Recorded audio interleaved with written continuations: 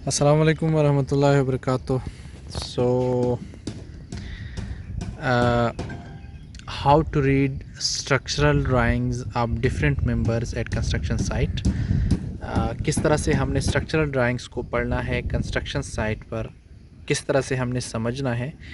तो इसकी एक सीरीज़ जो हमने शुरू की है उसमें आज की जो वीडियो है वो है आइसोलेटेड फुटिंग के बारे में, कि जब भी आपके साइट पर आइसोलेटेड फुटिंग आता है तो उसको किस तरह से आप लोगों ने पढ़ना है और किस तरह से उसको अंडरस्टैंड करना है। ये अगर आप देखें तो बेसिकली एक फुटिंग F3 जो कि लोअर ग्राउंड पे है और इसको हमने अभी एग्जीक्यूट करना है। ये अगर आप देखें तो बेसिकली ये इस फाउंडेशन का प्लान है।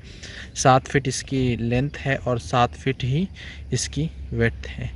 तो और जो फाउंडेशन है अगर हम इसके सेक्शन को देखें तो इसके सेक्शन में हमें शो है कि 4 इंचेस के नीचे पीसीसी है जिसको लीन कंक्रीट बोलते हैं और उसकी बाद 18 इंच का हमारा थिक ये फाउंडेशन है, ठीक है। और फिनिश फ्लोर लेवल से ये 3 फुट नीचे हमने इसकी खुदाई करनी है जिसको एक्सकेवेशन बोलते हैं। तो ये बेसिकली तो जो इसका जनरल ओवरव्यू है जो कि एक स्ट्रक्चर डिज़ाइनर ने रिकमेंड किया वो ये है। अब इसके अंदर जो स्टील है वो किस तरह से गिवन है, कौन कौन सी चीज़ें इसके अंदर एक्सप्लेन की गई है और कौन कौन सी चीज़ें हमने ख़ुद से अंडरस्टैंड करनी है। तो सबसे पहली चीज़ जो इन्होंने दिया है वो इन्होंने प्लान दिया है और प्लान के अंदर अगर आपको दिख रहा हो तो ये एक स्टील है, ये ठीक है, और ये यहाँ तक आ रहा है और ये एक डार्ट इसके ऊपर गिवन है, यहाँ सीधी एक आपको एरो नज़र आ रही है। तो बेसिकली ये एरो हमें ये शो कर रहा है कि ये इस डायरेक्शन में लगी हुई है, ठीक है। यहाँ से लेके यहाँ तक ये सारे का सारा स्टील लगा हुआ है और ये है अगर आप देखें इस एरो से number 4 @ 5 inches centre to centre, यानी कि नंबर 4 का स्टील हमने यूज़ किया है 5 इंचेस सेंटर टू सेंटर पर। और अगर आप दूसरे डायरेक्शन में देखें तो दूसरी डायरेक्शन में ये एक स्टील है जिसको बेंड दिया गया और फिर स्ट्रेट आके यहाँ पर इसको बेंड किया गया है और इसके ऊपर जो डॉट है वो यहाँ है और इसको ये सीधी इस डायरेक्शन में आपको शो किया गया है जो कि एरो के डायरेक्शन से, और एरो के डायरेक्शन पे यहाँ पर लिखा हुआ है number 4 @ 5 inches centre to centre.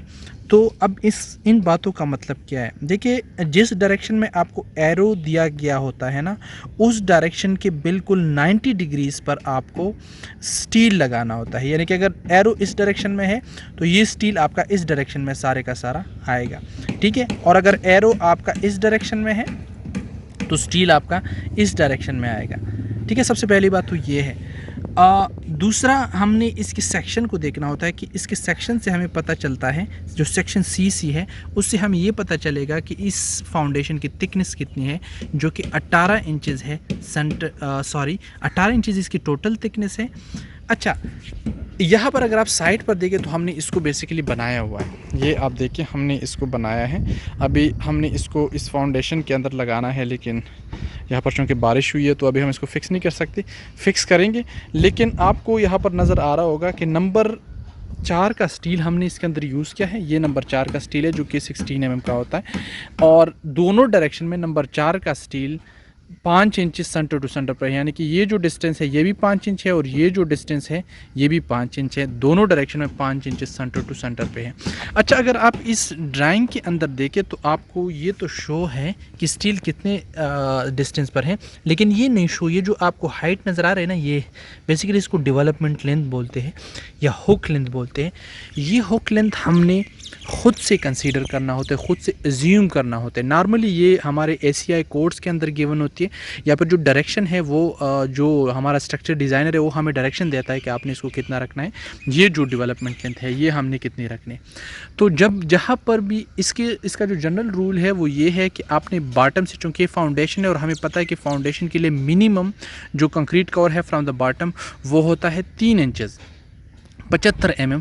अगर आप PCC नहीं करते, अगर आप PCC करते हैं तो फिर इसको हमने 1.5 इंचेस फ्रॉम द बॉटम रखना है और टॉप से इसकी जो थिकनेस आती है वो है हमारी 1.5 या 1 इंचेस फ्रॉम द टॉप।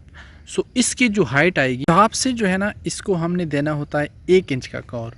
तो अब ये जो डेवलपमेंट लेंथ है ये हुक है, इसके लेंथ कितने आएगी अगर आप यहाँ पर देखें तो चूँकि इसकी जो डेप्थ है वो टोटल 18 इंच का है 3 इंच का कवर अगर हमने नीचे से देना है पीसीसी के बगैर, तो फिर ये 4 इंच नहीं आएगा। तो चूँकि यहाँ पर हमने 4 इंच की पीसीसी दी है, तो अब हम नीचे से भी 1.5 इंचेस का कवर देंगे और टॉप से भी 1.5 टू 2 इंचेस का कवर देंगे। अगर मैक्सिमम केसेस में हम 2 इंच का कवर ऊपर से देते हैं और 1.5 इंचेस का कवर हम नीचे से देते हैं, तो डेवलपमेंट लेंथ जो आएगा 18 इंच ये है, इनमें से 2 इंचेस ऊपर से निकले 16 इंच और 1.5 नीचे से, तो ये आपका हो गया 14.5 इंचेस।